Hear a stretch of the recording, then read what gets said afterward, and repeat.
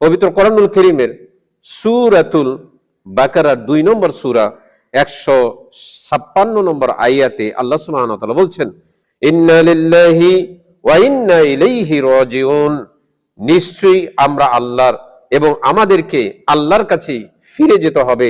রাজিউন, প্রত্যাবর্তন করতে হবে, ফিরে যেতে হবে এক আল্লাহ সুবহানাহু ওয়া তাআলার কাছেই।